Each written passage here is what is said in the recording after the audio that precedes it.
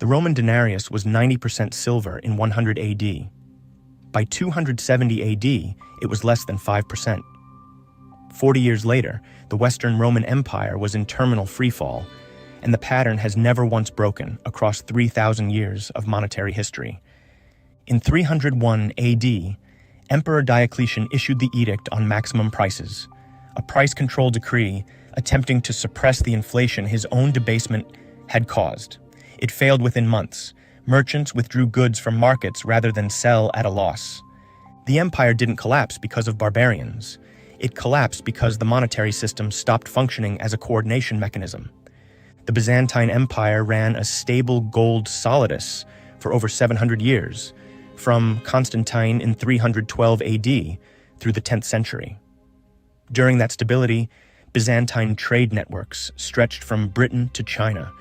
When emperors in the 11th century began shaving the Solidus, debasing it from 24 carats to less than 8 by 1081, the trade networks fractured within 2 generations.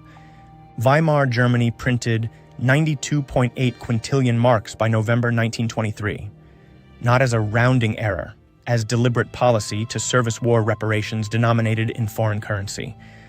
The middle class was destroyed in under 4 years. Savings accumulated over lifetimes became insufficient to buy a loaf of bread. What followed politically is not a mystery. The pattern is not correlation. Every one of these cases follows the same causal sequence. Monetary expansion enables fiscal excess requires further expansion, debasement erodes trust in contracts and prices, economic coordination collapses, and the political vacuum fills with consolidation or chaos. The mechanism is prices.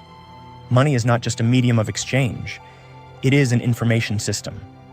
Every price in an economy is a signal. Scarce, produce more. Abundant, produce less. When the unit of account is debased, those signals corrupt. Mises called this the calculation problem in 1920. The argument was theoretical then. The 20th century ran the experiment at scale. Gold solved this for millennia, not through ideology, through geology. No government could expand the gold supply by decree because gold is extracted from the earth at roughly 1.5 to 2% per year, a rate that has barely fluctuated regardless of how much any civilization wanted more of it. Scarcity enforced by physics is scarcity no political body can override. Nixon closed the gold window on August 15, 1971. The explicit link between dollars and gold was severed, and within 2 years, U.S. inflation had climbed to 8.7% annually. Real wages peaked in 1973 and did not recover for decades. The break was not incidental. It was the removal of the last hard constraint on monetary expansion in the world's reserve currency. Gold's limitation was always physical. It couldn't move across borders at the speed of information, couldn't be verified without assay, couldn't be divided below a certain practical threshold. These frictions made it vulnerable to institutional capture. Centralized custody became custodial control, became monetary control. The move from gold to fiat was not a conspiracy. It was a structural consequence of gold's physical constraints. Bitcoin resolves this without returning to physical metal. Its supply cap of 21 million is enforced by cryptographic consensus across a decentralized network, not by geology, not by institutional trust, not by any government's restraint. Every node on the network independently verifies every transaction and every issuance. There is no Diocletian, no Weimar central bank, no Nixon with a pen. The historical record is a verdict, not a warning. Every civilization that debased its currency followed the same arc.